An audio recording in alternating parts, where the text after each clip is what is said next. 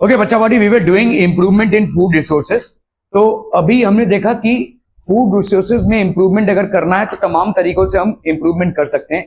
एक इंप्रूवमेंट का जरिया क्या हो गया, आप फर्टिलाइजर ज्यादा डालें। दूसरा आपका मैकेनाइज फार्मिंग।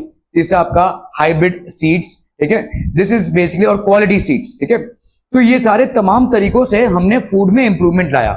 किसी भी चीज में जब हम इंप्रूवमेंट लाते हैं तो वो इंप्रूवमेंट सस्टेनेबल होना चाहिए, ठीक है। जैसे आप भाई साहब एक एज अ स्टूडेंट समझिए कि मुझे पढ़ाई में अच्छा करना है, ऐसा अगर आपको रातों रात सपना आ गया, कुछ मैजिक आ गया आपका, ठीक है, कोई भूत आ गया आपके अंदर, आप आपने डिसाइड कर लिया कि आपको भाई साहब पढ़ना ही है पढ़ाई में, है ना। तो आपने क्या किया, पहले दिन 3-4 घंटे पढ़ाई कर ली भाई साहब, दूसरे दिन ढूस, फिर वही back to square one. So what you did was something good but you were not able to sustain it, ठीक है।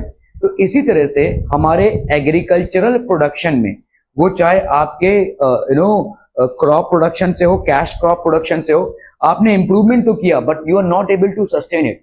आपने फर्टिलाइजर्स का भरपूर यूज किया, लेकिन इतना ज्यादा यूज कर लिया कि जमीन बंजर हो गई, ठीक है।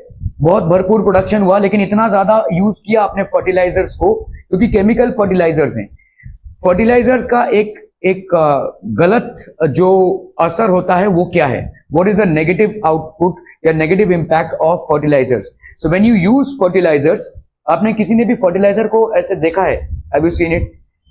आप ज्यादा करके देखोगे किसान जब फर्टिलाइजर्स को स्प्रे करते हैं या फर्टिलाइजर्स को बेसिकली जब डालते हैं जमीन पे, तो दे वेयर ग्लव्स। आप ग्लव्स का इस्तेमाल करते हैं, क्यों मालूम है? क्योंकि फर्टिलाइजर्स में काफी सारा हीट होता है, यूरिया है वो, ठीक है, हाथों में बर्न्स होने की संभावना है। तो यही चीज जब जमीन पे गिरेगी, जमीन के जो माइक्रो ऑर्गेनिजम्स होंगे won't they be getting burn out, तो वो भी बर्न आउट हो जाएंगे। मतलब धीरे धीरे क्या हो जाएगा भाई साहब, आपके जमीन पे जो माइक्रो ऑर्गेनिजम्स हैं, हम बोल सकते हैं माइक्रो ऑर्गेनिजम्स एक जमीन की जान होते हैं, ठीक है।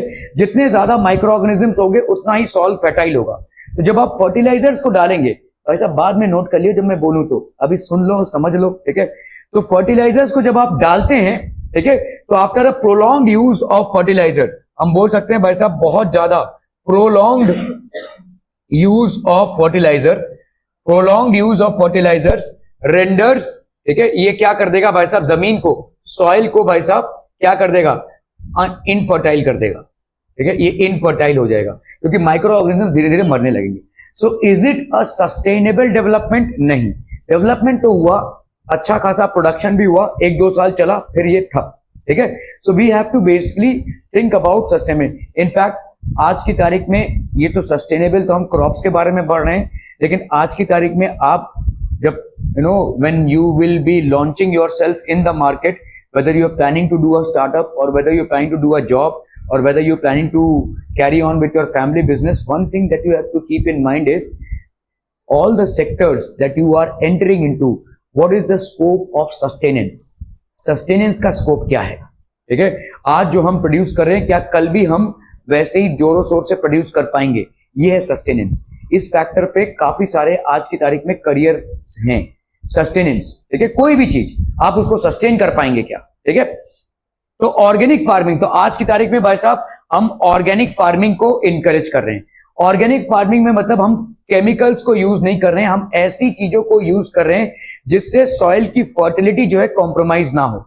ऑर्गेनिक फार्मिंग में शायद हमको प्रोडक्ट उतनी जल्दी ताबड़तोड़ ना मिले, लेकिन रेगुलरली अगर हम ऑर्गेनिक फार्मिंग करते रहेंगे तो सॉइल की फर्टिलिटी बरकरार रहेगी, it will not get spoiled, ठीक है।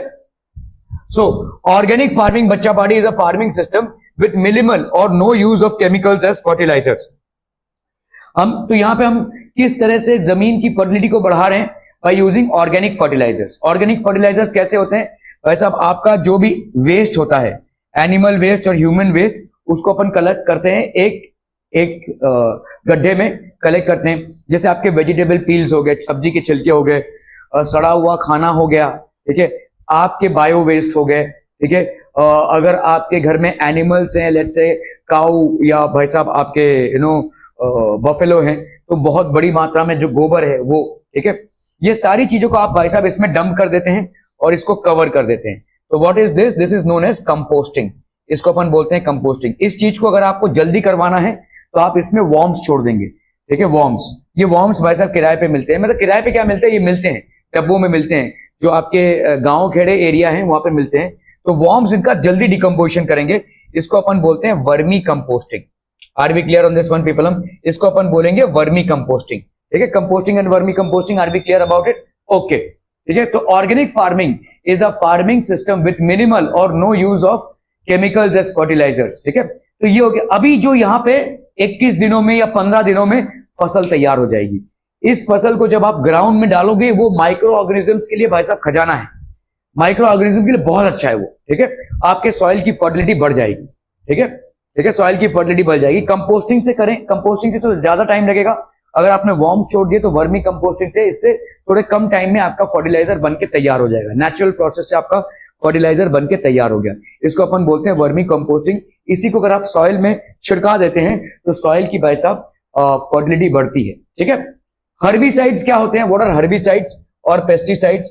हर्ब्स से आप जैसे समझ लो, अगर आपका कोई क्रॉप है, ठीक है, उसको आपने समझ लो स्टोर करके रखा हुआ है, लेट्स से चावल है, तो आप देखेंगे यहाँ पे ना हर्बिसाइड्स डाल देते हैं। जैसे समझ नीम के पत्ते, नीम के पत्तों से ज्यादा करके जितने भी माइक्रो ऑर्गेनिजम्स हैं या जो ऐसी चीजें जो बर्बाद कर सकती हैं क्रॉप को, उनको चिढ़े। तो these are known as herbicides. Natural pesticides होते हैं, नेचुरल हर्बिसाइड्स होते हैं। ऐसे बहुत सारे फ्लावर्स हैं, ऐसे बहुत सारे प्लांट्स हैं जिनके बदबू से दूसरे इंसेक्ट्स भाग जाते हैं। ठीक है, तो these are natural herbicides and pesticides. ठीक है, तो इससे भाई साहब क्या होता है कि हम बहुत लॉन्ग टर्म तक फार्मिंग कर सकते हैं। ऐसे बहुत सारे नेशंस हैं which have actually gone into 100% organic farming. पूरा ऑर्गेनिक फार्मिंग में आज की तारीख में उन्होंने कर। आप देखोगे, आप जब भी कोई प्रोडक्ट लाते हो, ठीक है, बाजार से, तो उसमें कभी कभी लिखा रहता है a product of pure organic farming. तो ये क्यों लिखा है? क्योंकि इसमें भाई साहब उनका टैक्स बचता है। Government is encouraging organic farming. ठीक है, तो इससे उनका टैक्स बचता है। अगर वाकई में ये ऑर्गेनिक फार्मिंग का प्रोडक्ट है तो आपकी सेहत के लिए तो अच्छा है ही, क्योंकि इसमें केमिकल फर्टिलाइजर्स या पेस्टिसाइड्स या हर्बिसाइड्स नहीं होंगे, and it will be good for your health as well. ठीक है, ओके। सो इसको अपन बोलते हैं sustainable. Organic farming is a farming system with minimal or no use of chemicals. इसमें बहुत ही कम केमिकल्स यूज हुए, या आप बोल सकते हैं केमिकल्स ऑलमोस्ट यूज ही नहीं हुए, as fertilizers, herbicides, pesticides etcetera. तो इसको अपन बोलते हैं भाई साहब ऑर्गेनिक फार्मिंग। ठीक है, okay. It uses organic manures. Organic manures मतलब क्या होते हैं? जो आपके भाई साहब, आपने जो गड्ढे में ये सारे वेस्ट को डाल दिया था और वो 20-21 दिन में जो फर्टिलाइजर बन के तैयार हो गया था, उसको अपन बोलते हैं ऑर्गेनिक मैन्योर। ठीक है, so whatever fertilizer you have put in the pit and you have allowed it to decompose, whether by natural process or by worms, that is known as organic manure. ठीक है, recycled farm waste, आपका farm waste है। देखो, जैसे जब आप धान की खेती करते हो, या बेसिकली लेट्स से जो आपके स्ट्रॉज होते हैं, आप काट रहे हैं इसमें से, तो फसल में से जो आपके दाने हैं वो निकाल लिए, लेकिन जो स्ट्रॉ है वो रह गया। ये भी भाई साहब किसी काम का अगर नहीं हुआ तो उसको आप डाल देते हो। ठीक है, straw and live stock excreta. Excreta, live stock excreta मतलब गोबर। ठीक है, गाय भैंस का गोबर। ठीक है, it also uses bio agents such as culture of blue green algae in preparation of. तो यहां पे ये मिलता है, ठीक है, ये बायो एजेंट है। ब्लू ग्रीन एल्गे डब्बों में मिलता है, और इसको भी आप डाल सकते हैं, तो इससे बायो फर्टिलाइजर्स तैयार होते हैं। Again these are very good sources of organic manure and very good sources of basically crop cultivation. या वही है पिट बनाने का मतलब ही वही है। पिट बनाने का मतलब ही है कि गोबर को एक जगह पे इकट्ठा करो और उसके साथ और भी जितना भी वेस्ट है, ऑर्गेनिक वेस्ट है, डाल दो उसमें, और उसको भाई साहब कवर कर दो। ठीक है, गांव खेड़े में तो आप सिर्फ फर्टिलाइजर ही नहीं, गोबर गैस भी बना सकते हैं। गोबर गैस बेसिकली जो होता है वो मीथेन गैस होता है। एक्सीलेंट फ्यूल है, बेस्ट फ्यूल है। थोड़ी सी बदबू आती है, लेकिन वो फ्यूल हिसाब से बहुत अच्छा है। उस फ्यूल से आप भाई साहब मोटर्स चला सकते हैं, उस फ्यूल से भाई साहब आप कुकिंग कर सकते हैं। It's a very good fuel, better than the fuel, better than the liquid petroleum gas that you are using to cook your food. उससे भी काफी अच्छा है ये फ्यूल। ठीक है, so these are things. Living agents which are used as fertilizers. कभी कभी हम माइक्रो ऑर्गेनिजम्स डाल देते हैं, कभी कभी हम ऐसे ब्लू ग्रीन एल्गे डाल देते हैं जो जल्दी से फर्टिलाइजर बना कर, तो ऐसे बेसिकली जार्स में मिलते हैं ये। ठीक है, गांव खेड़ों में ऐसे जार्स में मिलते हैं।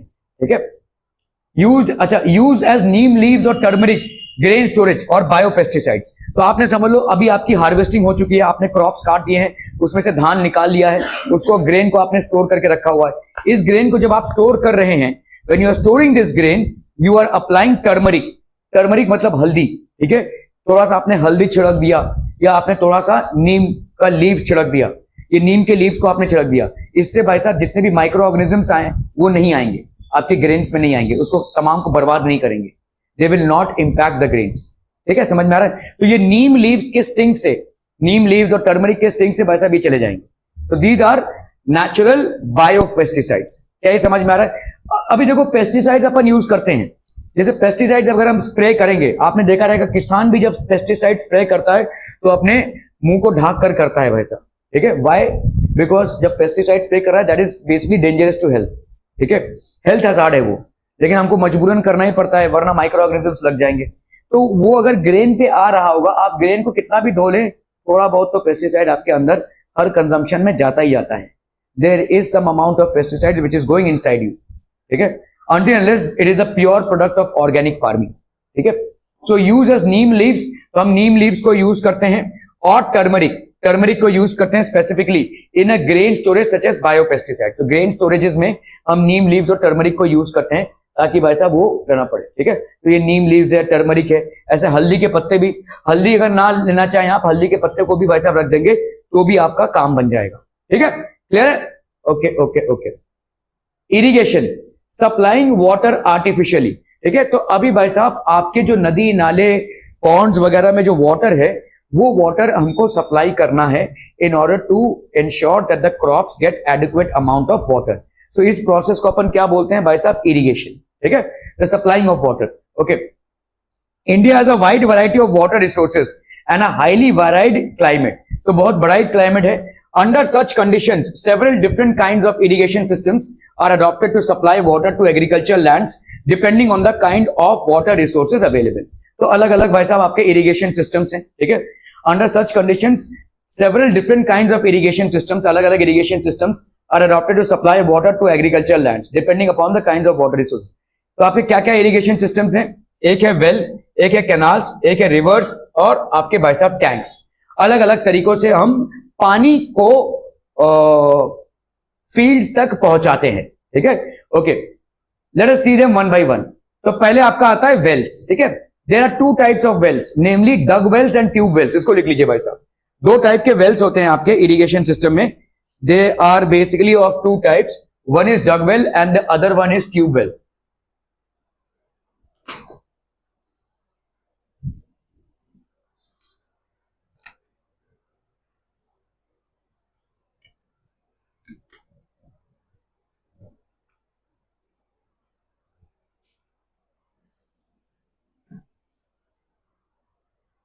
So one of them is known as dug well and the other one is known as tube well. In a dug well, water is collected from water bearing strata। ठीक है, तो डग वेल में भाई साहब हम क्या कर रहे हैं? In a dug well water is collected from water bearing strata. तो हम वाटर बेयरिंग स्ट्राटा से भाई साहब इसको कलेक्ट करें, लेयर्स है। ठीक है, जैसे ये डग वेल है, देखो आपने भाई साहब बाकायदा क्या किया है? खुदाई करके इसको निकाला है। ठीक है, this is basically known as dug well. आप अंदर तक पूरा खुदाई करते हुए जा रहे हैं। ठीक है, so in a dug well water is collected from the water bearing strata. तो वाटर बियरिंग स्ट्राटा से भाई साहब इस वाटर को आप कलेक्ट करवा रहे हैं। अभी कभी कभी आप पाइप लगाकर इसको खींचते हैं, कभी कभी भाई साहब बाकायदा आप बाल्टी डालकर इसको खींचते हैं। ठीक है, जैसे गांव में आपके कुएं होते हैं, कई कोई बड़े बड़े कुएं होते हैं, कोई छोटे छोटे कुएं होते हैं। ठीक है, तो this is basically known as a dug well. Dug मतलब क्या होता है? खुदाई करना। ठीक है, तो आप खुदाई करके जो इसको निकालते हैं that is basically a dug well. Tube well देखा है आपने, जैसे ऐसे पानी खींचते हैं आप, ये पानी कैसे आता है? ट्यूबवेल्स जो होते हैं ऐसे बोरिंग वेल में होते हैं। तो इसमें आप बाकायदा खुदाई नहीं कर रहे हैं, आप सिर्फ पाइप को अंदर ड्रिल करा के देखा जा रहे हैं। तो जो पाइप है उसको लेकर जा रहे हैं ड्रिल कराते हुए। That is how tubewell works. ठीक है, तो ये हो गया आपका dug well. This is basically a dug well. Okay, tubewells can tap water from the deeper strata, और डीप जा सकते हैं ये, लेकिन ट्यूबवेल में आपको ऐसे खुदाई नहीं करनी पड़ेगी, या इसका पूरा चबूतरा नहीं बना पड़ा है। आप भाई साहब सीधा पाइप को ऐसे अंदर ड्रिल करते हुए लेकर जा रहे हैं। You are not going along with the pipe, this is just going in and in. ठीक है, तो ट्यूबवेल्स, तो ये ट्यूबवेल्स भाई साहब ऐसे जाते हैं, ऐसे पाइप रहता है जो अंदर तक जाता है।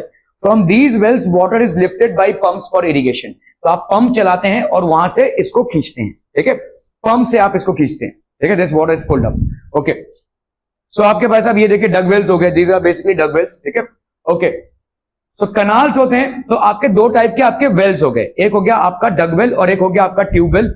लेकिन इन चीजों को आप वहीं पे इंप्लीमेंट कर सकते हैं जहां पे आपका ग्राउंड वाटर ज्यादा नीचे तक ना हो।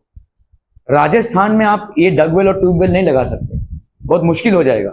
वो मतलब अगर आप लगा भी रहे होंगे तो ऐसी जगह पे लगाएंगे स्पेसिफिकली जहां पे आपको थोड़े नीचे जाने से ही पानी मिल जाए।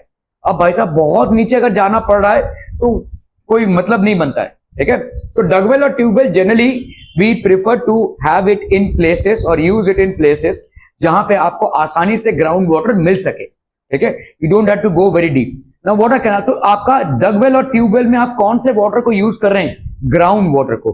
पानी आप जो यूज कर रहे हैं वो जमीन के नीचे वाले पानी को यूज कर रहे हैं, ये जमीन के बहुत नीचे जो पानी है उसको आप यूज कर रहे हैं। So what exactly are you using? Ground water. ठीक है, in dug well and in tubewell what exactly are you using? You are using groundwater. Now let's come to canals.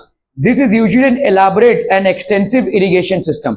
Canals होते हैं, in this system canals receive water from one or more reservoirs or from rivers. तो canals में भाई साहब water receive होता है अलग अलग reservoirs से। ठीक है, ये canals होते हैं। Canals receive water from one or more reservoirs or from rivers. तो अलग अलग rivers से भी भाई साहब यहाँ पे receive होता है। canals को हम artificially बनाते हैं। समझ लीजिए भाई साहब ये कोई river जा रहा है, ठीक है, यहाँ पे भाई साहब एक बहुत बड़ा खेत है, बहुत सारे एकड़ का खेत है, यहाँ पे कोई रिवर जा रहा है, तो अपन ने क्या किया, एक कनाल बना दिया इधर से। ठीक है, और एक कनाल इधर से बना दिया। अभी जो पानी की रिक्वायरमेंट है वो इधर से कंप्लीट होगी।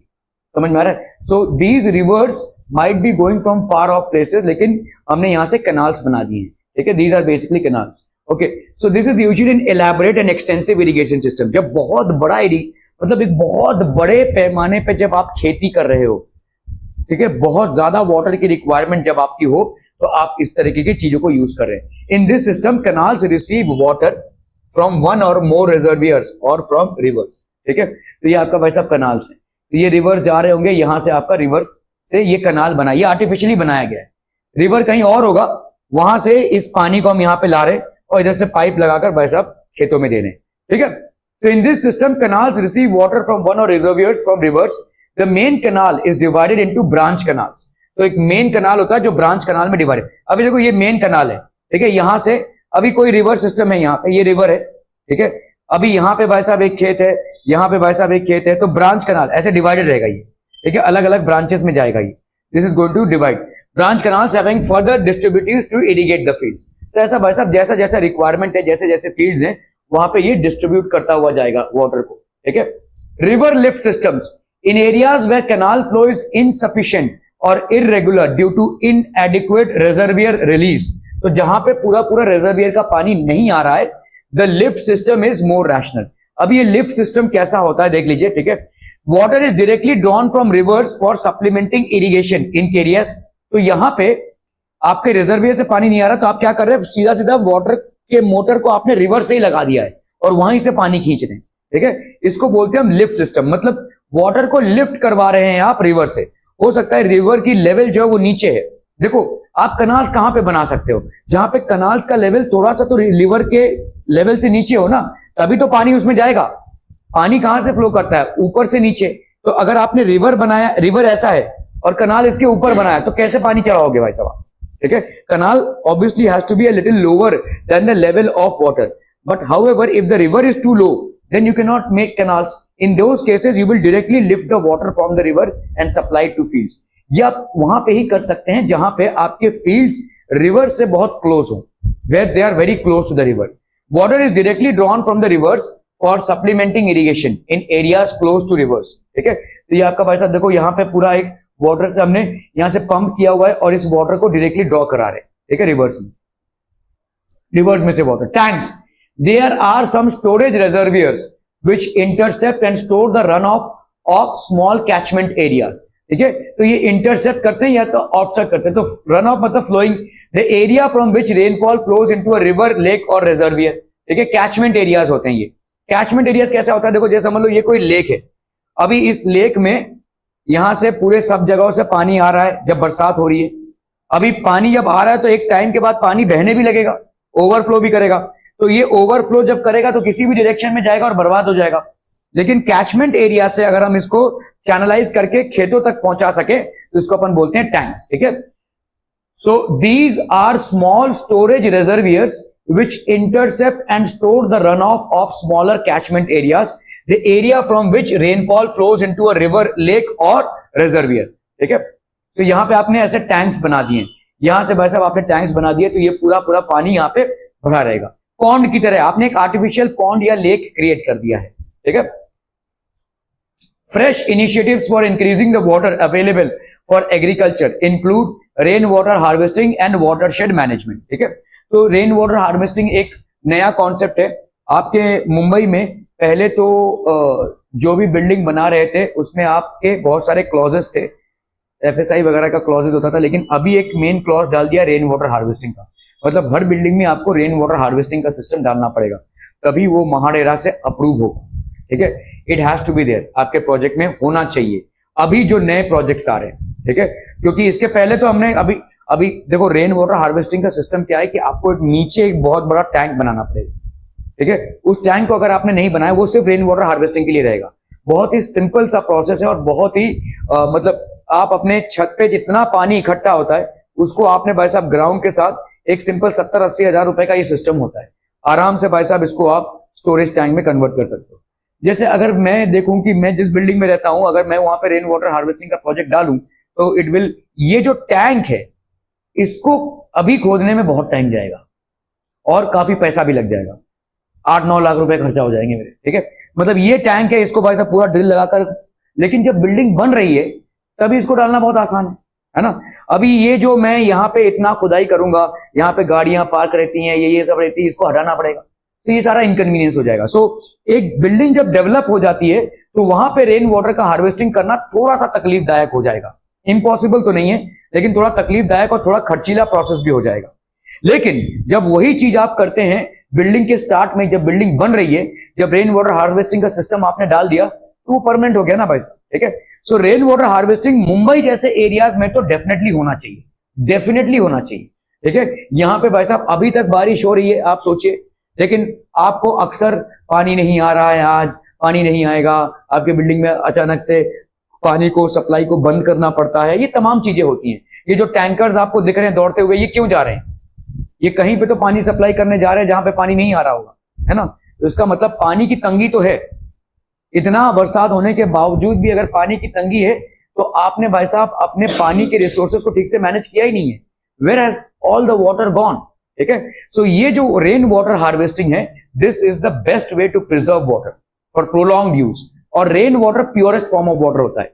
After a long and continuous shower the rain water is the purest form of water, ठीक है।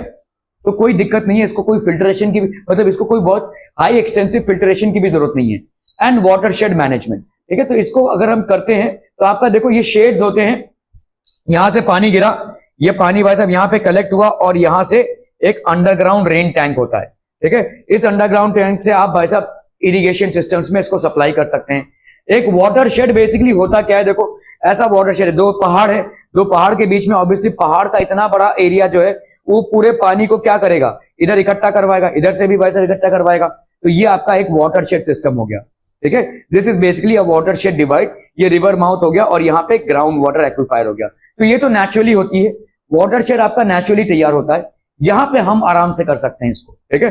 Rain water harvesting can easily be done, ठीक है, बहुत इजिली आप इसको कर सकते हैं, लेकिन तभी कर सकते हैं जब आपका कंस्ट्रक्शन हो रहा हो। उसके बाद तोड़न तड़ी करने में बहुत खर्चा जाएगा और बहुत रिस्की भी है, ठीक है। So this is called rain water harvesting. Are we clear on this one people? ठीक है, क्लियर है? Okay. Fresh initiative for this involves building small check dams which lead to an increase in ground water levels. तो building small check dams which increase ground water levels. Phone ले लो, iPhone है ना।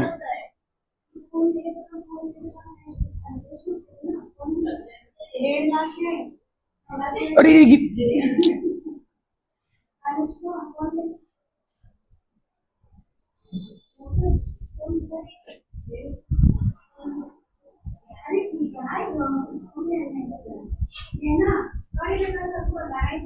नहीं, बोल दिया मैंने।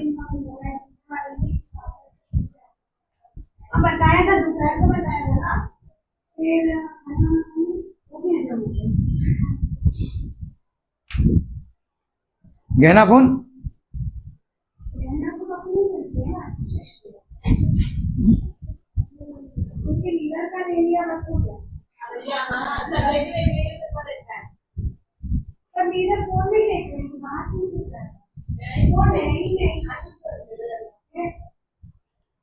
फोन देखने के लिए भी दिमाग चाहिए ना। उसके बाद लोगों सप्लीमेंट दे दूंगा।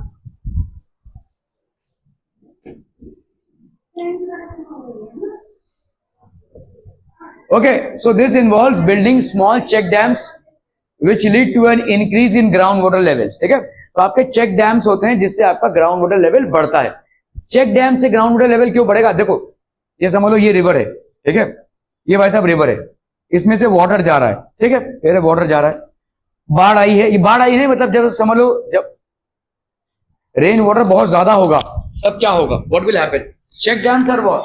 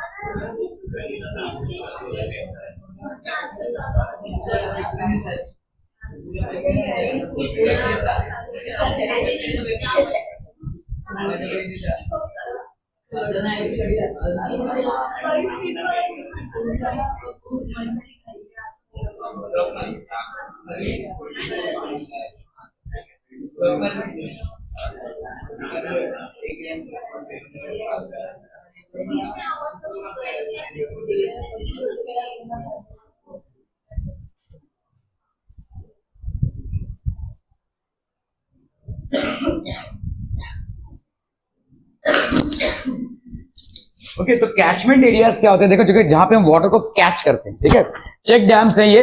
तो चेक डैम्स कैसे होते हैं? समझ लो यहाँ पे अभी रेनी सीजन में यहाँ पे पानी भर जाएगा, तो ये पानी क्या होगा? ओवरफ्लो होगा।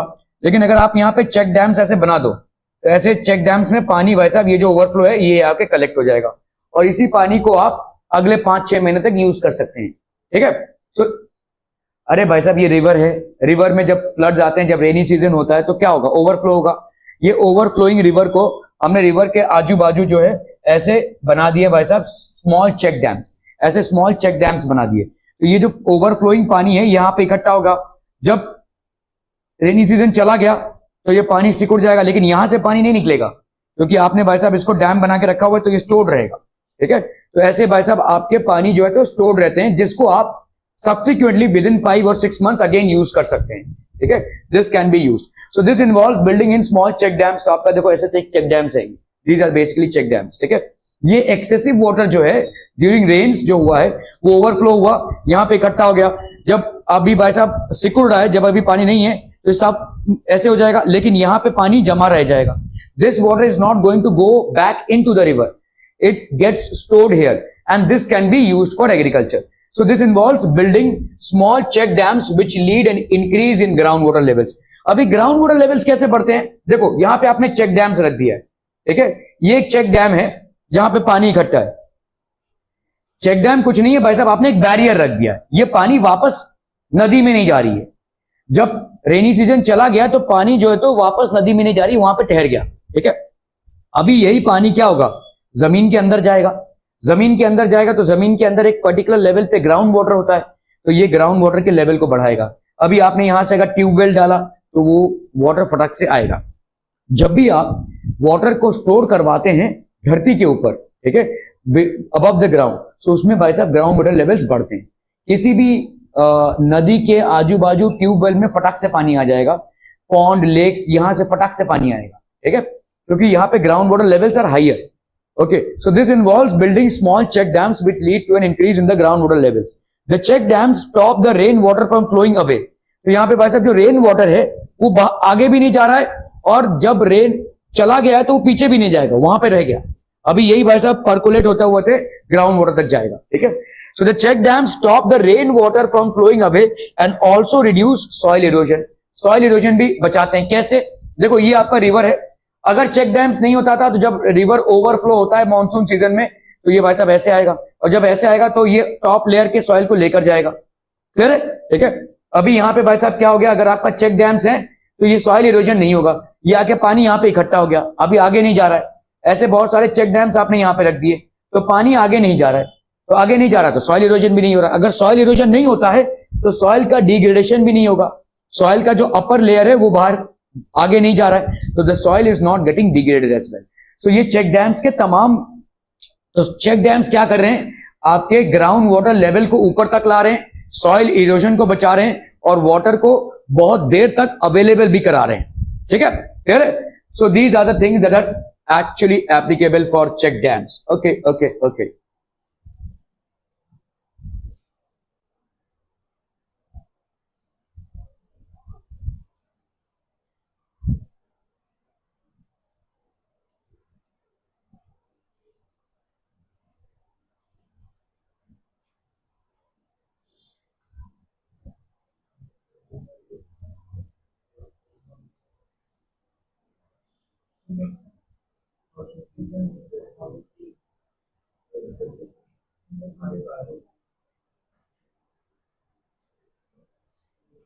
Okay, cropping patterns. नाउ अभी हम क्रॉपिंग पैटर्न देखेंगे, ठीक है।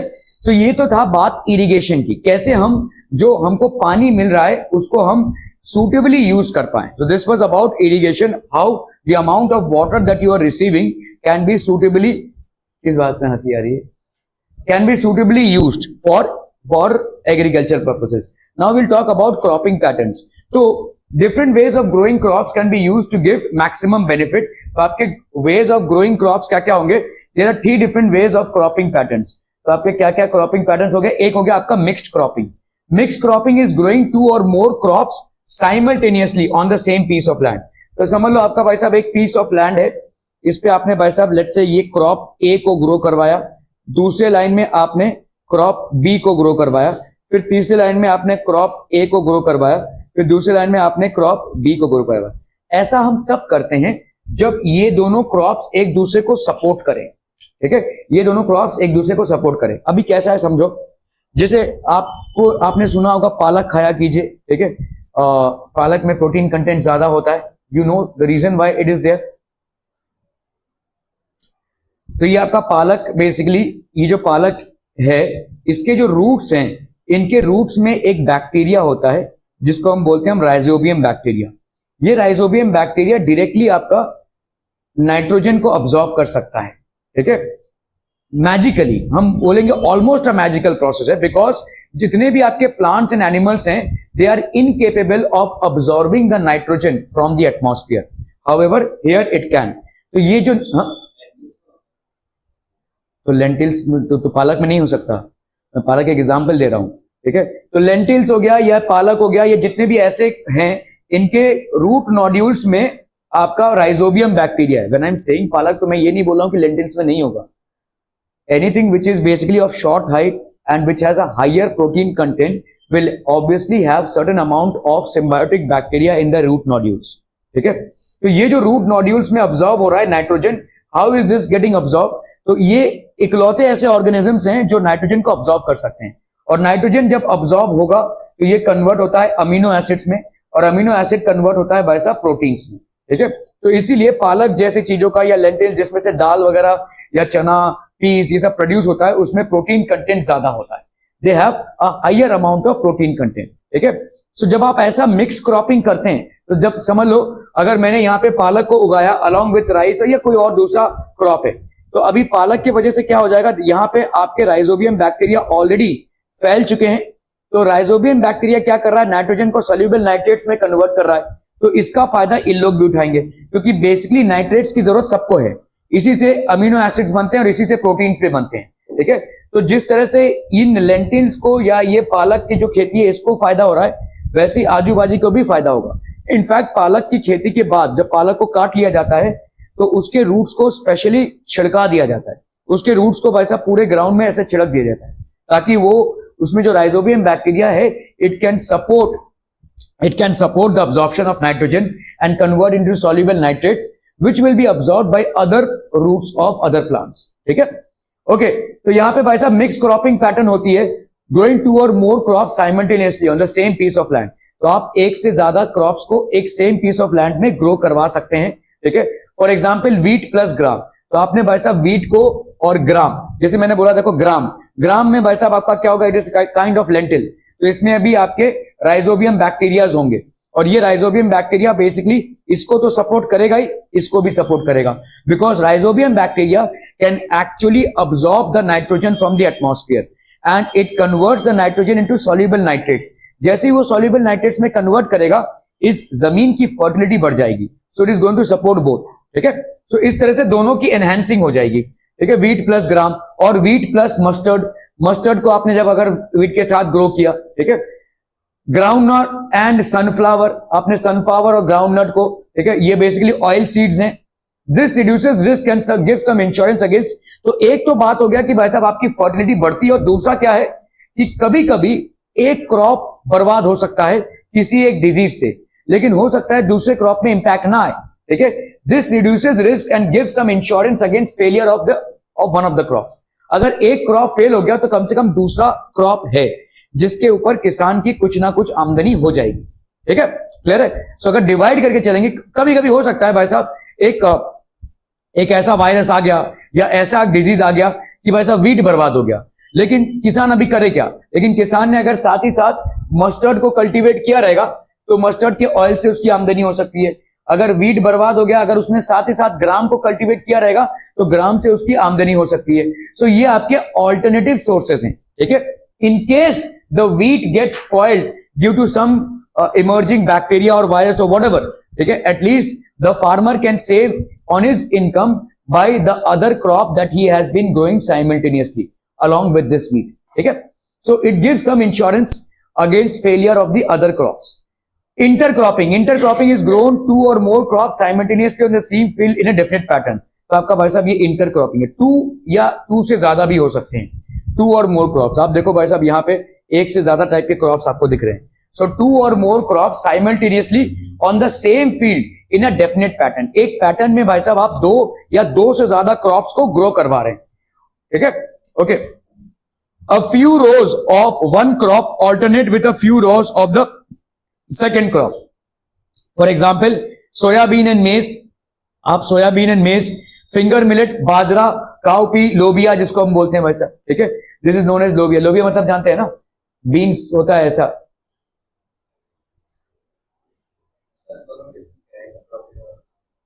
तो आपका देखो इंटरक्रॉपिंग में आप टू और more crop simultaneously on the same field in a definite pattern. एक पैटर्न में भाई साहब आप कर रहे हैं, यहां पे दो से ज्यादा क्रॉप्स कर रहे हैं, ठीक है, दो या दो से ज्यादा क्रॉप्स भी आप बेसिकली कर सकते हैं इसमें simultaneously on the same field, ठीक है। जैसे सोयाबीन हो गया, मेज और फिंगर मिलेट जिसको बाजरा बोलते हैं, काउपी, लोबिया नहीं दिखा है भाई साहब। अगर आप ऐसा जाते हैं, ऐसा होता है ग्रीन कलर का, लोबिया बोलते हैं भाई साहब मार्केट में। क्या कहां से आते हैं लोग पता नहीं, हाँ क्या क्या नहीं, मुझे नहीं मालूम मराठी में क्या बोलते हैं, मुझे मालूम नहीं। हिंदी में इसको लोबिया बोलते हैं। ग्रीन कलर का होता है, उसमें से बीन्स निकलते हैं भाई साहब, सब्जी बनती है इसकी। अरे क्या करते हैं ये लोग पता नहीं, जैसा आप खाना चाहें ये आपके ऊपर है। ठीक है, कभी कभी भाई साहब पूरा ये जो लोबिया है इसको ही काट कर इसकी सब्जी बनाते हैं, या कभी कभी बीन्स को निकाल कर इसकी सब्जी बनाते हैं, जैसा आप खाना चाहें। ठीक है, the crops are selected such that their nutrient requirements are different. तो इनका जो न्यूट्रिएंट रिक्वायरमेंट्स है, तो इंटरक्रॉपिंग में क्या होता है, हमने ऐसे क्रॉप्स को सिलेक्ट किया है जिनके न्यूट्रिएंट रिक्वायरमेंट्स डिफरेंट हैं। मतलब एक को जो फसल लगेगा दूसरे का जो न्यूट्रिएंट रिक्वायरमेंट है वो दूसरा है। समझ में आ रहा है? एक का जो न्यूट्रिशन है, जो भी फसल आप दे रहे हैं उसमें, जो भी आप उसमें न्यूट्रिएंट्स प्रोवाइड कर रहे हैं इन टर्म्स ऑफ फर्टिलाइजर, एक का रिक्वायरमेंट अलग है, दूसरे का रिक्वायरमेंट अलग है। ठीक है, एक से दूसरे का नहीं भला होगा, तो अलग अलग। The crops are selected such that their nutrient requirements are different. This ensures maximum utilization of nutrients supplied and also prevents pests and diseases from spreading to all the plants belonging to one crop in a field। ठीक है, तो यहां पे क्या होता है भाई साहब, समझ लो, एक टाइप का फर्टिलाइजर इस क्रॉप के लिए अच्छा है, दूसरे टाइप का फर्टिलाइजर इस क्रॉप के लिए अच्छा है। ठीक है, लेकिन पूरे जमीन के लिए दोनों भी फर्टिलाइजर्स अच्छे हैं। ठीक है, so this ensures maximum utilization of the nutrient supplied. तो जो भी न्यूट्रिएंट्स, देखो अभी होता क्या है, तभी इसको समझो कि अगर मैंने सिर्फ क्रॉप ए को लगाया होता तो मैं कौन सा न्यूट्रिएंट इसको दे रहा हूं, न्यूट्रिएंट मतलब फर्टिलाइजर, एक पर्टिकुलर आपका भाई साहब एक न्यूट्रिएंट लेट्स से N1 में इसको दे रहा हूं। ठीक है, तो अभी क्या हो जाएगा, अभी मेरा फसल हो गया, मैंने फसल की कटाई कर ली, तो अभी जमीन में आपको सिर्फ N1 टाइप का न्यूट्रिएंट्स ही मिलेगा। ठीक है, लेकिन अगर मैंने इंटरक्रॉपिंग किया, तो अगर मैंने फसल बी को भी उगाया जिसका रिक्वायरमेंट क्या है, N2 टाइप ऑफ न्यूट्रिएंट। ठीक है, तो ए और बी दोनों की कटाई के बाद मेरे जमीन में अभी N1 और N2 दोनों भी पर्याप्त मात्रा में है। ठीक है, so it means that the nutrient content in my area of land in which I have done crop cultivation is higher. ठीक है, so this ensures maximum utilization. सबका हो गया है? नहीं, इसका नहीं, क्या बोल रही है, जाने दो उसको, रहने दो। अनन्या, कैसे लोगों को दोस्त, दिस इंचर्स क्या हो रहा है? योश,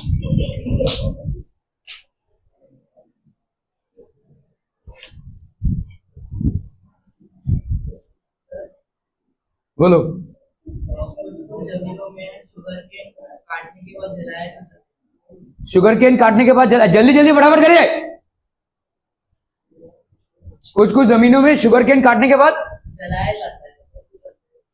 जलाया जाता है शुगर केन।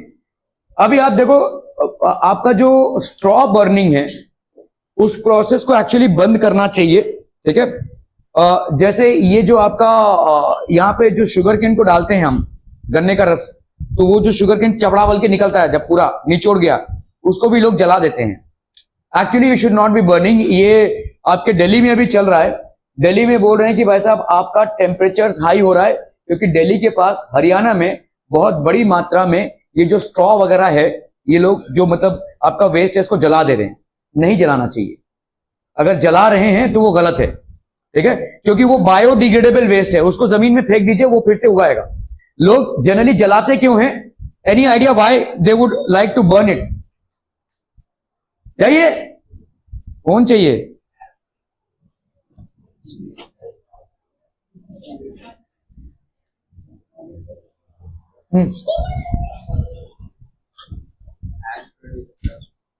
एक मिनट बोल।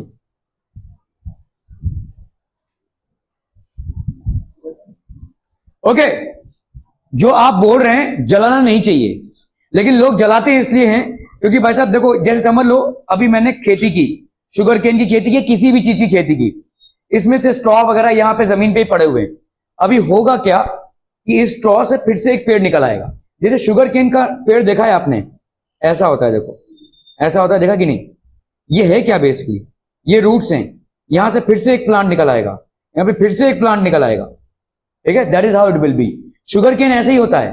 तो अगर आपने भाई साहब शुगर केन की खेती की, उसको काट दिया है, तो अभी ये जो छुट्टे पुट्टे पड़े हुए हैं आपके, इसमें से फिर से शुगर केन आ जाएगा। हो सकता है आप ना चाहते हो शुगर केन आए, इसलिए आप जला देते हैं। ऐसे बहुत सारे स्ट्रॉज वगैरह जो बच जाते हैं, किसान इनको एक जगह पे इकट्ठा करके इसको आग लगा देते हैं, क्योंकि अगर ये गिरे रहे तो ऑब्वियसली इनमें से फिर से प्लांट निकलेगा, and maybe we don't want it. अरे रुक जाइए, ठीक है। तो इसीलिए इसको जलाया जाता है, लेकिन आइडियली जलाना नहीं चाहिए। आपको इस वेस्ट को इकट्ठा करके आप एक कॉकपिट में इसको डंप कर दीजिए, वहां से आप भाई साहब इसको मैन्योर में यूज कर सकते हैं। लेकिन बहुत बड़े पैमाने पे जो लोग खेती करते हैं वो लोग एक शॉर्टकट तरीका अपनाते हैं, इसको जला देते हैं, ठीक है। And that should ideally not be the case. ये जलाने से होता क्या है, आपकी टेम्परेचर्स बढ़ जाते हैं, द टेम्परेचर्स एक्चुअली इंक्रीज। आपके दिल्ली एंड अराउंड आपके टेम्परेचर्स इसलिए बढ़ रहे हैं क्योंकि इस बहुत बड़ी मात्रा में ये जो पंजाब और हरियाणा के फील्ड्स हैं, यहाँ पे आपके जो फार्मर्स हैं they are burning off their waste, agriculture waste को जला रहे हैं। नहीं होना चाहिए, ठीक है। कर इसलिए रहे हैं क्योंकि फिर से वो आपका ये प्लांट आ जाएगा। अभी मेरे को फिर से फ्रेश एग्रीकल्चर करना है। अगर फिर से फ्रेश एग्रीकल्चर करना है तो मेरे पास जनरली बीज रहेगा, मेरे पास सब कुछ रहेगा। हो सकता है मैं इस क्रॉप को ही नहीं चाहता हूं, या हो सकता है अगला सीजन इस क्रॉप का सीजन ना हो, तो इसीलिए यहाँ पे जलाया जा रहा। अक्सर अगर आप देखोगे ट्रेन वगैरह से भी आप जाते रहोगे ना, तो किसी गांव केड़े के खेत से जा रहे होगे तो आपको दिखेगा कि यहाँ पे जला हुआ है, यहाँ पे जला हुआ है, ऐसे पोर्शंस आपको दिखेंगे। पूरा खेत ही जला देते हैं। बैड प्रैक्टिस है ये, it is not a good practice. खेत का कुछ नहीं होगा, लेकिन उस ट्रॉस को आप इकट्ठा करके अगर वर्मी कंपोस्टिंग में डाल देते हैं तो आपको मैन्योर तैयार हो जाएगा। ये शॉर्टकट है, एक्चुअली जला देना शॉर्टकट है, लेकिन आइडियल तरीका नहीं है, ठीक है। जला देना शॉर्टकट है लेकिन आइडियल तरीका नहीं है, फार्मिंग का आइडियल तरीका नहीं है। It's a bad practice, generally लोग कर रहे हैं ऐसा, ठीक है। जला देने का मकसद यही है कि वो जो बचे कुचे चिट्टे हैं उसमें से फिर से क्रॉप्स निकल आएंगे, और वो हमें फिलहाल अभी नहीं चाहिए, which is okay, but have it cleared of and have a vermi composting done. You can convert it into manure rather than wasting it and burning it. Burning से आपका बहुत ज्यादा टेम्परेचर बढ़ता है। दिल्ली का टेम्परेचर बढ़ रहा है क्योंकि आजू बाजू वो घिरा हुआ है पंजाब और हरियाणा से, जहां पे बहुत बड़े पैमाने पे आपके क्रॉप वेस्ट को जलाया जा रहा है, क्रॉप वेस्ट को जलाया जा रहा है, जिससे टेम्परेचर बढ़ रहा है। ठीक है, क्लियर है भाई साहब? Are we clear? Does that answer your question or any more doubts? हाँ, आपको दिखेगा जलाते हुए, लेकिन this is not a ideal practice. ये भाई साहब एक शॉर्टकट प्रैक्टिस है, and that is not a very optimum practice that as a farmer one should be doing. ठीक है।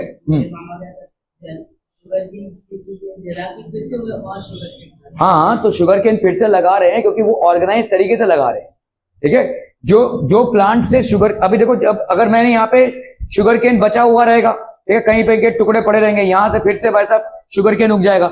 लेकिन उसको प्रॉपराइज तरीके से करना है तो पूरे को साफ कर दो, फिर से भाई साहब उसको कराओ। लेकिन ये जला देने का तरीका is not an ideal process. सारे फार्मर्स जला ही रहे हैं, लेकिन not a very valid process. गलत तरीका है ये। ठीक है, गलत तरीका इसलिए नहीं है कि आपके फार्मिंग में कोई लॉस होगा, गलत तरीका इसलिए है क्योंकि आजू बाजू के टेम्परेचर में काफी सारा इंक्रीज होगा। आप सोचिए ना कि आपने अक्सर देखा होगा कि आपके घर के आजू बाजू कोई कुछ जला रहा है, कुछ लेकिन वो जो जल रहा है उससे आपको एक स्मेल आता है, उससे टेम्परेचर बढ़ता है। आप किसी जलती हुई चीज के आजू बाजू भी जाएंगे तो कितना टेम्परेचर बढ़ेगा। अभी समझ लो खेत के खेत ऐसे हैं, हजारों एकड़ के खेत है भाई साहब, उनमें से कितना ही वेस्ट इकट्ठा होगा और उसको जलाएंगे। Not a very ideal process. ठीक है, okay. This way both crops can give better returns. तो इससे आपके दोनों क्रॉप्स का बेटर रिटर्न्स हो जाएगा। Crop rotation, the growing of different crops on a piece of land in a pre plan succession is known as crop rotation. तो intercropping में आपने देखा कि एक साथ ही आप क्रॉप्स को ग्रो कर रहे हैं। यहां पे क्रॉप रोटेशन, एक क्रॉप का कल्टीवेशन हो गया, समझ लो आपका एक क्रॉप को कल्टीवेशन किया जून से लेकर, लेट्स से आपने जनवरी से लेकर मार्च तक। अभी आप देखोगे कौन से दूसरे क्रॉप का इस सीजन में कल्टीवेशन हो पाए, तो मार्च से लेकर लेट्स से जून तक ये दूसरे क्रॉप को कल्टीवेट किया, फिर जून से सितंबर आपने दूसरे। ऐसे आप एक क्लाइमेटिक कंडीशन को स्टडी करके और सॉइल की कंडीशन को स्टडी करके आप क्रॉप को रोटेट करा सकते हो। ठीक है, आप क्रॉप को रोटेट करा सकते हो। इससे फार्मर का दिल भी थोड़ा लगा रहेगा। आप सोचिए ना, एक ही चीज अगर आपको करने दिया जाए, सिर्फ साइंस ही पढ़िए भाई साहब, सिर्फ एसएसटी ही पढ़िए, बोर हो जाएंगे भाई साहब। ठीक है, तो फार्मर भी एक स्कोप मिलता है उसको अपने क्रिएटिव कैपेबिलिटीज को बढ़ाना। अभी तक मैंने उसने राइस का कल्टीवेशन किया है, लेट्स से वो मेज का कल्टीवेशन करे, अगर भाई साहब पीस का कल्टीवेशन करे, तो इससे उसका भी एक एक्सपेंशन होता है, नॉलेज का भी और एक्सपीरियंस का भी। ठीक है, और ऑप्टिमम यूज ऑफ टाइम भी होता है, क्योंकि ज्यादा करके जितने भी क्रॉप्स आप एक्सटेंसिव तरीके से उगाते हैं उनका एक स्पेसिफिक टाइम पीरियड होता है। ठीक है, तो बाकी टाइम पीरियड आप क्या करेंगे? तो बाकी टाइम पीरियड क्या दूसरे क्रॉप को आप उगा सकते हैं। ठीक है, तो the growing of different crops on a piece of land in a pre planned succession, एक खत्म हुआ दूसरा चालू होगा, प्री प्लान्ड है। ये इस टाइम तक खत्म हो जाना चाहिए, अभी दूसरा क्रॉप हम यहां से चालू करेंगे, सक्सेशन प्री प्लान, ठीक है, is known as crop rotation, ठीक है। तो आपका भाई साहब कैबेज, बीन, पोटैटो, ये सब आपके भाई साहब 4 ईयर के रोटेशन पे चल रहा है भाई साहब। Depending upon the duration crop rotation is done for different crop combinations. The availability, अभी ये सारी चीजें डिपेंड करेंगी कि उसमें क्लाइमेट कैसा है, ठीक है, कितना मॉइस्चर अवेलेबल है, इरिगेशन फैसिलिटीज क्या है, decide the choice of crop to be cultivated after one harvest. तो एक हार्वेस्टिंग आपकी हो गई, दूसरे हार्वेस्टिंग में आप कौन सा क्रॉप कल्टीवेट करेंगे, ये सब इन सब तमाम चीजों से डिसाइड करेंगे आप, ठीक है, कि आपके पास वाटर कितना अवेलेबल है, इरिगेशन के लिए मॉइस्चर कितना अवेलेबल है, all these things are deciding factors. If crop rotation is done properly then 2 or 3 crops can be grown in a year with good harvest. 2-3 crop एक साल में आप उगा सकते हैं, ठीक है।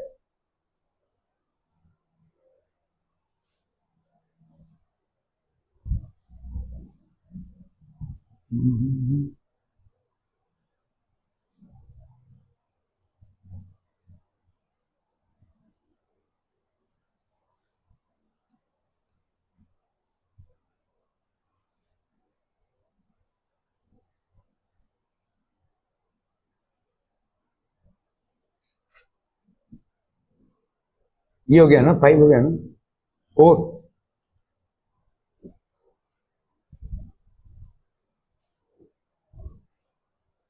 क्रॉप प्रोटेक्शन मैनेजमेंट अभी आता है आपका, देखो इरिगेशन हमने देखा, कैसे हम अलग अलग टाइम पे अलग अलग क्रॉप्स को अलग अलग तरीके से उगा सकते हैं वो देखा। अभी हमको देखना है कि भाई साहब इसको प्रोटेक्शन कैसे करें।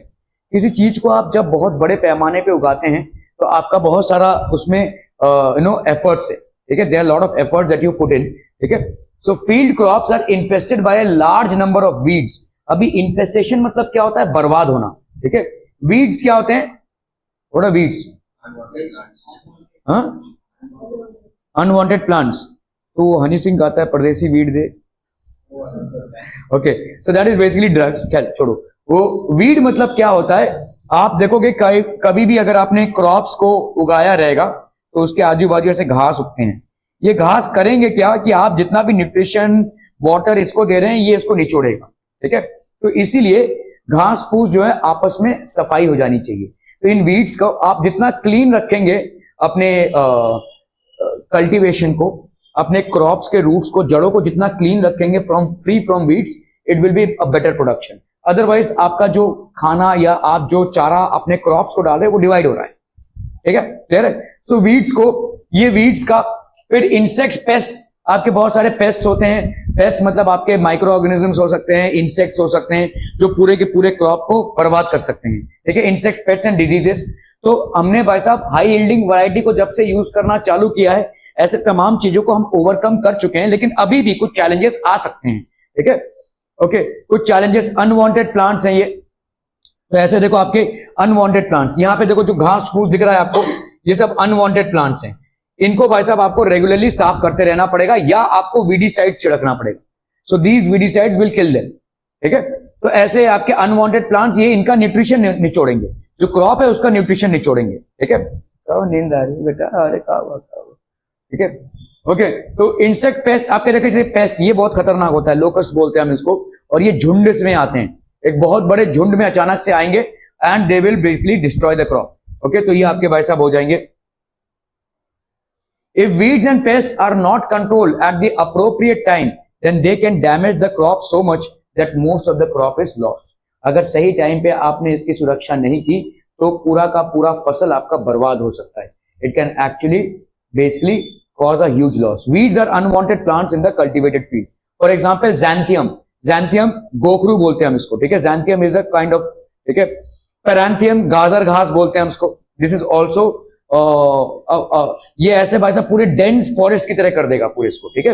तो इसको हम गाजर घास बोलते हैं। देन साइपर्नियस ओटुंडस, मुठा बोलते हैं इसको, ठीक है। दिस इज ऑल्सो डैमेजिंग, मतलब ये अगर आ गया तो बहुत बड़े तादाद में फैल जाएगा और बहुत जल्दी फैलेगा। तो आप इसको सही टाइम पे अगर नहीं रोके, ठीक है, अप्रोप्रिएट टाइम पे अगर आप वीड्स को नहीं रोक रहे हैं तो they can damage the entire crop cultivation. पूरा का पूरा क्रॉप कल्टीवेशन आपका डैमेज हो सकता है, ठीक है, क्लियर है। बहुत बढ़िया भाई साहब, बहुत है बढ़िया। दे compete for food, space and light. तो किन चीजों के लिए इनका कंपटीशन है, फूड और स्पेस और light. Weeds take up nutrients and reduce the growth of the crop. तो वीड्स ज्यादा करके न्यूट्रिएंट्स को निचोड़ते हैं and reduce the growth of the crop. Therefore removal of weeds from the cultivated fields during the early stages of crop growth is essential for a good harvest. अगर आप चाहते हैं कि आपका हार्वेस्ट प्रॉपर हो तो अर्ली स्टेज में ही वीड्स को रिमूव कीजिए। Getting rid of them at the early stage is ideal. क्या ये समझ में आ रहा है भाई साहब? Okay okay okay okay. Generally insect pest attack the plants in 3 ways। क्या क्या भाई साहब? 3 तरीके हैं। They cut the root, stem and leaf. तो ये भाई साहब रूट्स को, स्टेम को और लीफ को सबको बर्बाद करेंगे। ठीक है, इंसेक्ट पेस्ट रूट्स को भी, स्टेम्स को भी और लीव्स को भी, बेसिकली पूरे प्लांट को ही बर्बाद करेंगे। ठीक है, they are going to spoil the entire plant. तो ऐसे भाई साहब पेस्ट फैलने लगते हैं और ये सब आपके पेस्ट है। देखो अगर लीव्स आपका क्या है? स्टोर हाउस है फूड प्रोडक्शन का। अगर उसी को बर्बाद कर दिया तो भाई साहब कहां से खाना बनेगा और कहां से उनको चारा मिलेगा? ठीक है, they are going to destroy them as well. तो इसी तरह से भाई साहब लीव्स बर्बाद हो जाते हैं पूरे के पूरे। ठीक है, the leaves get spoiled completely. ठीक है, they cut the root, stem and leave. तो ऐसे ऐसे भाई साहब रूट, स्टेम और लीव्स में कटिंग हो जाती है। ओके, व्हाट एल्स बच्चा body? They suck the cell sap from various parts of the plant. तो सेल सैप को सक करते हैं ये। ठीक है, mixture of water and minerals. Okay, they bore into stem and fruits. तो ये आपके स्टेम फ्रूट्स में भाई साहब ऐसे अंदर चले जाते हैं। आपने देखा है कई बार आप बाजार से एप्पल ला रहे हैं लेकिन उसमें से भाई साहब कीड़े निकल रहे हैं। कोई फल ला रहे हैं आप तो उसमें से कीड़े निकल रहे हैं। तो ये आपके पेस्ट हैं जो अंदर तक चले जाते हैं। ठीक है, they actually go into fruits. ये मतलब वो सड़ा हुआ हो गया वो। ठीक है, so they bore into stem and fruits. ठीक है, they suck the cell sap from various parts of the plant. तो ये आपके पेस्ट हैं, तो इनको आपको कंट्रोल करना पड़ेगा। ठीक है, इनको आपको कंट्रोल करना पड़ेगा। ज्यादा करके पहले के जमाने में पेस्ट से बहुत हजारों एकड़ ऑफ लैंड बर्बाद हो जाते थे, क्रॉप्स। लेकिन अभी धीरे धीरे हमने जब से high yielding variety crops use करना चालू किया है तब से थोड़ा सा कंट्रोल में आया है ये। ठीक है, okay. Thus they affect the health of the crop and reduce the yields. Diseases in plants are caused by pathogens such as bacteria, fungi and viruses. तो ये सारे डिजीजेस हैं। ठीक है, बैक्टीरियाज भी हो सकते हैं, फंगाई भी हो सकते हैं। जैसे हम बीमार पड़ते हैं वो भी लिविंग क्रीचर्स हैं, so they also get impacted by these things. ठीक है, disease causing these pathogens can be present in and transmitted through soil, water and air. कहीं से भी आ सकते हैं, सॉइल से भी, वाटर से भी और एयर से भी। Weeds, insects and diseases can be controlled by various methods. ठीक है, तो आपके देखो जैसे वीडीसाइड्स, फंगीसाइड्स हम ये स्प्रे करते रहते हैं और ये डेंजरस होते हैं थोड़े, इसीलिए आपको भी भाई साहब प्रिकॉशन बरतना पड़ता है। ठीक है, you have to be basically careful while spreading them. You have to cover your face while spreading them. बड़े बड़े खेतों में आप इस तरह से वीडीसाइड्स, फंगीसाइड्स, ठीक है, इनको आप छिड़कते रहते हैं ताकि आपका क्रॉप इन्फेस्ट ना हो। ठीक है, क्लियर है? Weeds, insects and diseases can be controlled by various methods. One of the most commonly used methods is the use of pesticides, which include herbicides, insecticides and fungicides. ये सब आपके कॉमन मेथड्स हैं। इसमें herbicides हैं, insecticides हैं, fungicides हैं। These chemicals are sprayed on crop plants or used for treating seeds and oil. ठीक है, however excessive use, ये एक प्रॉब्लम है। ज्यादा यूज अगर आप करेंगे तो होगा क्या?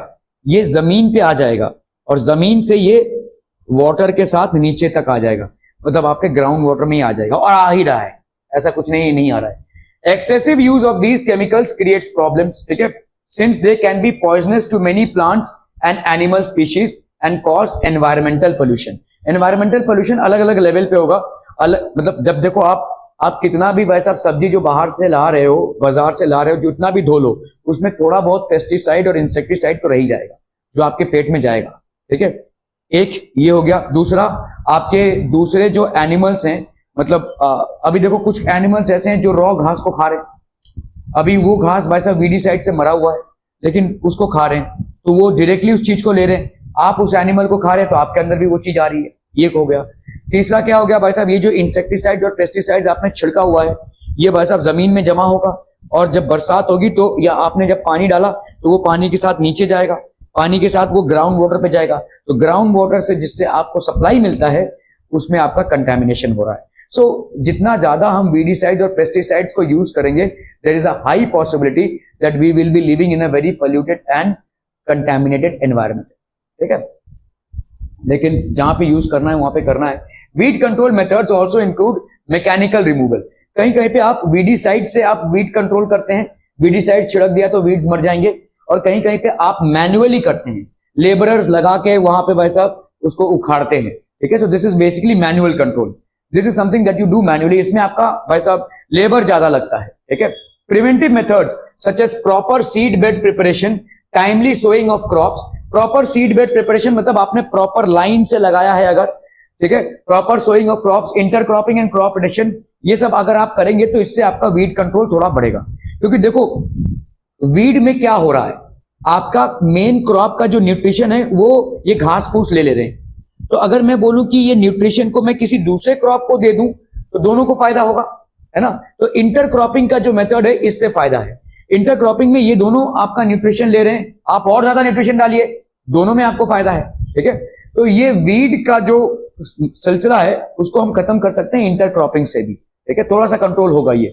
तो आपका प्रॉपर सीड बेड अगर आपने प्रॉपर ऐसे चैनलाइज किया है, ठीक है, इस तरह से देखो आपके इंटरक्रॉपिंग मेथड से आप वीड्स को बेसिकली इरेडिकेट कर सकते हैं कुछ हद तक। Some other preventive measures against pest are the use of resistant varieties.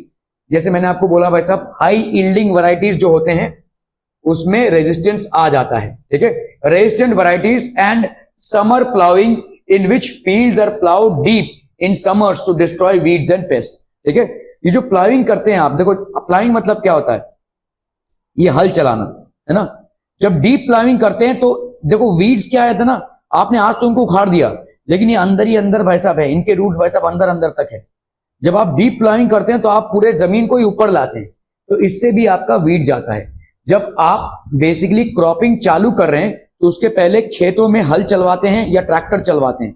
जितना डीप प्लाउइंग आप करेंगे उतना ये वीड्स जड़ से उखड़ जाएंगे, ठीक है। जितना जड़ से उखड़ेंगे उतना कम पॉसिबिलिटी। तो आपने जितना अपने फील्ड को तैयार किया होगा ना एग्रीकल्चर करने के पहले, उतना ही आपके वीड का जो समस्या है वो निवारण हो सकता है, ठीक है।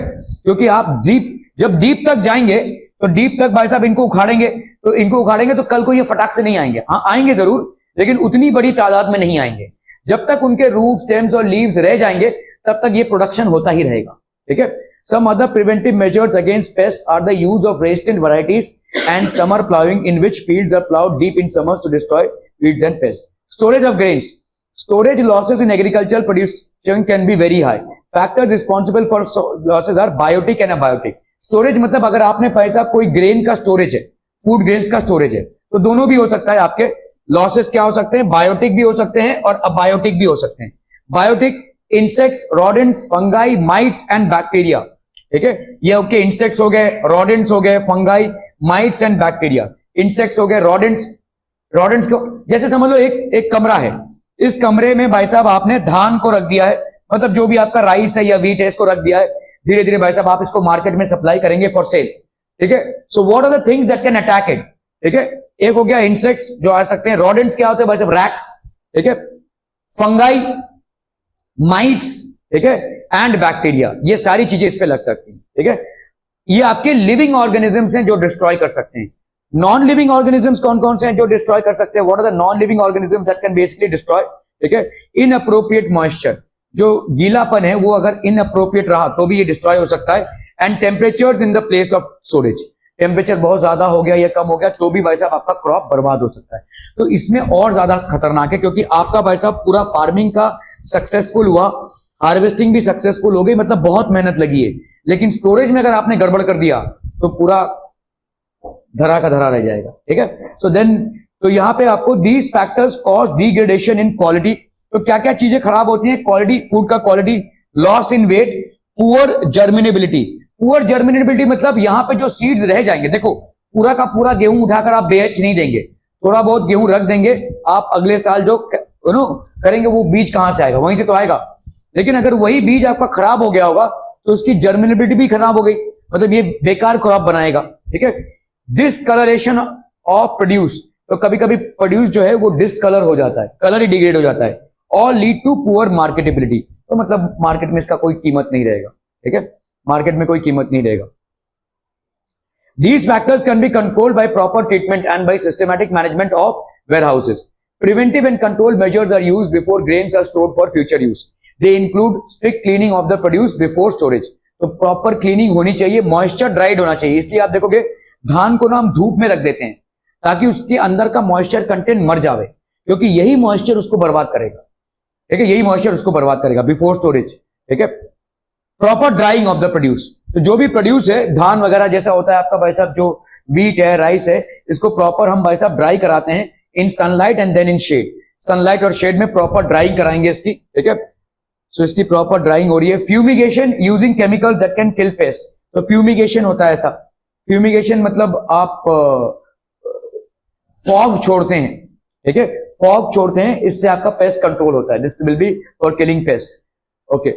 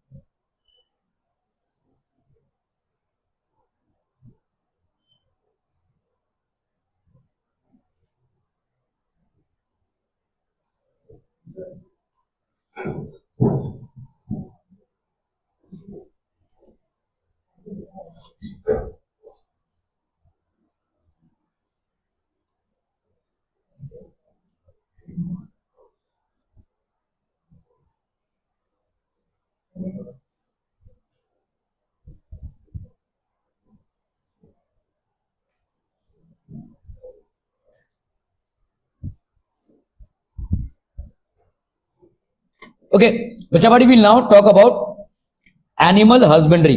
तो what is animal husbandry? यहाँ पे हम एनिमल रिलेटेड प्रोडक्ट जो भी कंज्यूम करते हैं, मिल्क हो गया, मीट हो गया, एग्स हो गए, आते कि नहीं, अरे जेड मत बोल, शौरमा खा रहा था तो उस दिन देखा मैंने को, ठीक है। ये सब जितनी भी चीजें हैं, फिश हो गया, ये सब आपके एनिमल हस्बेंड्री से आती हैं, ठीक है। मतलब animal husbandry is the scientific management of animal life stock.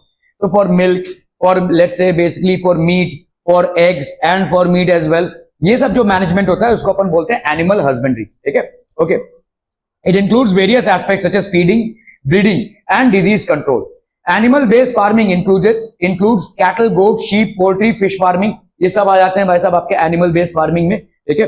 As the population increases and as living standards increase, the demand for milk, eggs and meat is also going up. तो ये सब भाई साहब आपका इंक्रीज हो रहा है, ठीक है।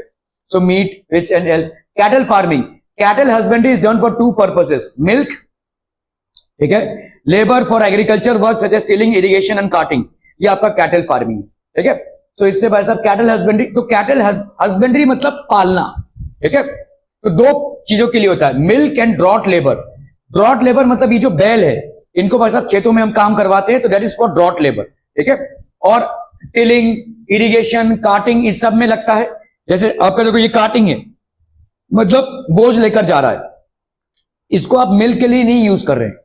इन गायों को, ये बैल है, ठीक है, इनको आप मिल्क के लिए यूज नहीं कर रहे हैं, ठीक है। So cattle husbandry is done for two purposes, milk and draught labour. ये ड्रॉट लेबर है, जहां से आप इनको मजदूरी करवा रहे हैं, ठीक है। So this is basically draught labour. Indian cattle belong to two different species, Bos indicus and Bos bubalis, ठीक है। इसको लिख लीजिए भाई साहब, इंडियन कैटल दो डिफरेंट स्पीशीज को बिलोंग करते हैं। एक है आपका बोस इंडिकस और दूसरा है आपका बोस बुबालिस। ये आपके बेसिकली बायोलॉजिकल नेम्स हैं। आपका बायोलॉजिकल नेम क्या है? होमो सेपियंस, ठीक है। मैंगो का, टाइगर का, टाइग्रिस इंद्रिस, ठीक है, दैट इज कॉल्ड टाइगर, ठीक है। Bos indicus and Bos bubalis, these are the biological names of the two different species, okay. Bos indicus मतलब काउस और बोस बुबालिस मतलब भैंस, ठीक है। किसी को गाली देना हो, भैंस बोलना हो, तो आप बोस बुबालिस बोल दीजिए, ठीक है, उसको समझ में नहीं आएगा, ठीक है, ओके। सो बोस बुबालिस हो गया ये, ठीक है। Milk producing females are also called milch animals, ठीक है। मिल्च एनिमल्स मतलब कौन? जो आपका भाई साहब डेयरी एनिमल्स है, विच बेसिकली प्रोड्यूस मिल्क। तो इनको भाई साहब आपको वैसे पौष्टिक आहार देना पड़ेगा, ठीक है, okay. Use for farm labour are called draught animals. तो milk producing females are called milch animals, इसको लिख लीजिए भाई साहब, milk producing females are known as milch animals, while used for farm labor are known as draught animals. जिन जानवरों को आप farm labour के लिए यूज करते हैं, they are known as draught animals, and the ones which you use for milk are known as milch animals. ठीक है,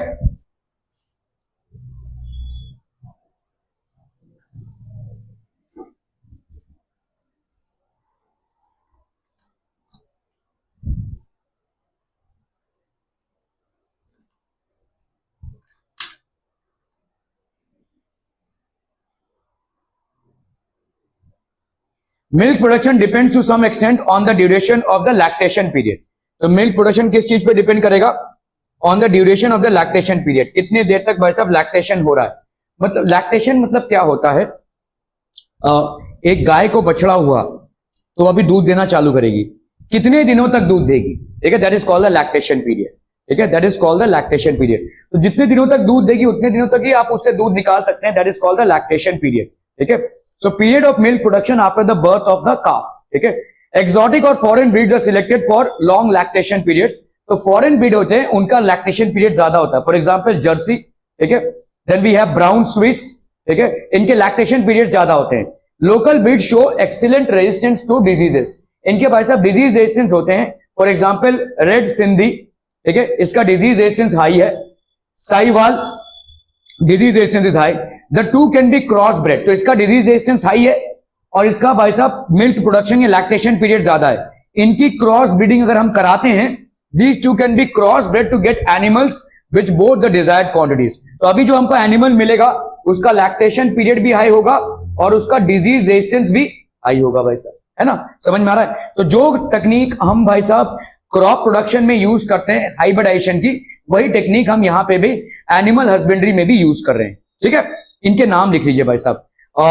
आपके लोकल ब्रीड जो है रेड सिंधी एंड साहिवाल, ठीक है, they are excellent resistance to diseases. और एक्सोटिक और foreign breeds are Jersey and Brown Swiss, and इनके लॉन्ग लैक्टेशन पीरियड्स हैं। The more is the period for which they will actually give milk. The two can be cross-bred to get animals with both the desired quantities. यहां पे हम cross breeding करा सकते हैं इनकी।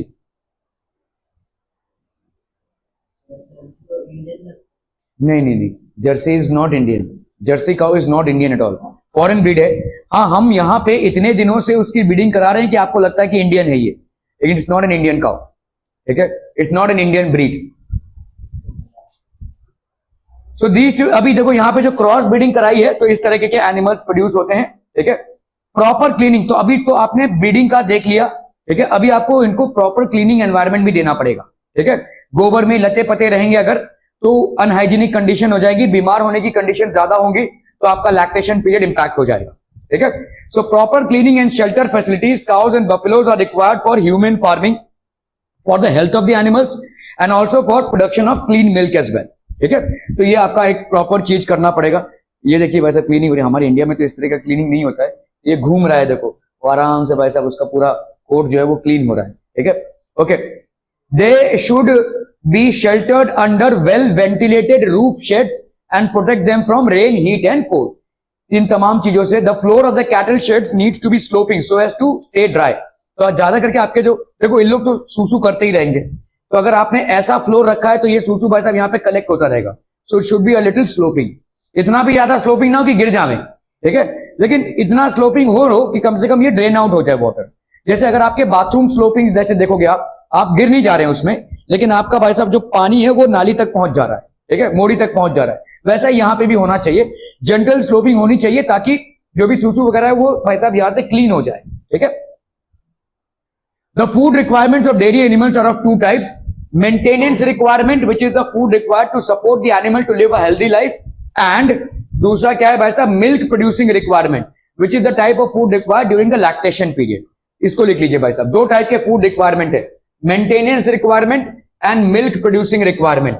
ये पर्टिकुलरली लैक्टेशन पीरियड में चलेगा। लैक्टेशन पीरियड मतलब जब वो मिल्क दे रहा हो, ठीक है, इसमें आपको स्पेशल फूड देना पड़ेगा। एक तो उसको हेल्दी लेने के लिए जो मेंटेनेंस रिक्वायरमेंट है उसकी, और मिल्क प्रोड्यूसिंग रिक्वायरमेंट है, there is a milk producing requirement as well.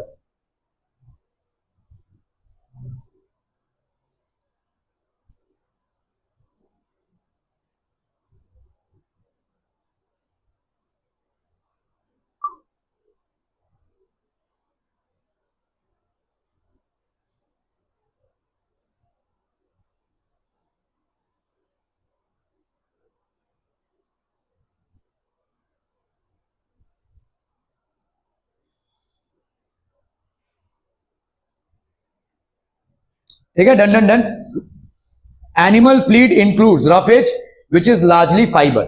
Roughage है ये भाई साहब, फाइबर है। फाइबर क्यों चाहिए इनको? क्योंकि इनके अंदर एक बहुत बड़ा डाइजेशन का प्रोसेस चल रहा है और गोबर इनका सही से निकलना चाहिए। अगर इनका गोबर सही से नहीं निकला, इनको बहुत सारे प्रॉब्लम्स हो जाते हैं। आप अगर कुछ वीडियोस देखोगे उसमें इनका इतना ब्लोटेशन हो जाता है कि भाई साहब इनको सुई चुबाकर वो ब्लोटेशन बाहर निकालना पड़ता है। ठीक है, it's a very painful treatment. तो इसीलिए इनका जो रफेज है, रफेज इनटेक इनका प्रॉपर होना चाहिए, विच इज लार्जली फाइबर, ताकि इनका स्टूल पासिंग सही हो। ठीक है, and concentrates which are low in fiber and contain relatively high level of proteins and other nutrients। इसको भाई साहब मिलाया जाता है। ये आपके ऐसे ऑयल केक्स होते हैं, इन ऑयल केक्स को हम चारा के साथ मिलाते हैं, देखा है? ठीक है, तो इसको हम चारे के साथ मिलाते हैं और इसको खिलाते हैं। स्पेशली लैक्टेशन पीरियड में ये खिलाया जाता है ताकि ज्यादा से ज्यादा दूध प्रोड्यूस कर सके। Cattle need balance rations containing all nutrients in proportionate amounts। Besides such nutritious food material, certain feed additives containing micronutrients promote the health and milk output of dairy animals। Cattle suffer from a number of diseases। The diseases besides causing death reduce milk production। तो इससे भाई साहब death हो जाती है। ठीक है, आपके देखो एक टाइप के डॉक्टर्स होते हैं जिसको वर्टिनरी डॉक्टर्स बोलते हैं। ये वर्टिनरी डॉक्टर्स को गवर्नमेंट एम्प्लॉय करती है और गवर्नमेंट जॉब्स में ये होते हैं। ये बेसिकली कैटल के बहुत करीब होते हैं। ठीक है, सो इनका प्रोग्राम्स चलता रहता है, कैटल में कोई डिजीज आया क्या, क्योंकि बहुत बड़ी तादाद में मिल्क इंपैक्ट हो जाएगा।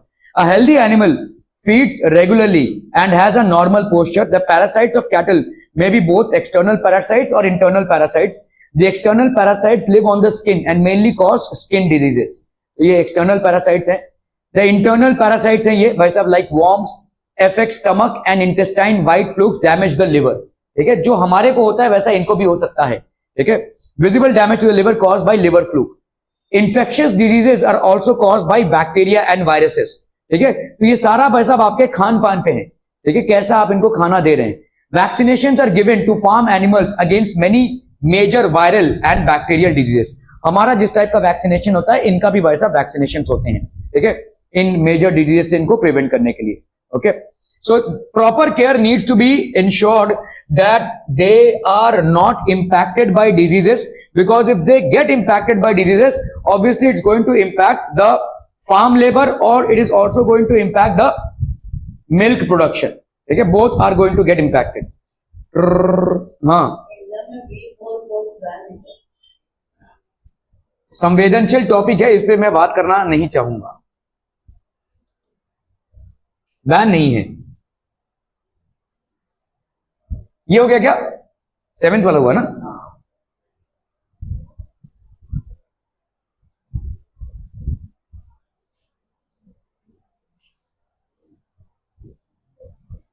ओके, सो देख लेते हैं भाई साहब poultry farming. Poultry farming is undertaken to raise domestic fowl for egg production and chicken meat. भाई साहब ये तो चालू करेंगे तो खत्म नहीं होगा। ठीक है, आज के लिए जाइए, विल कंप्लीट दिस टुमारो।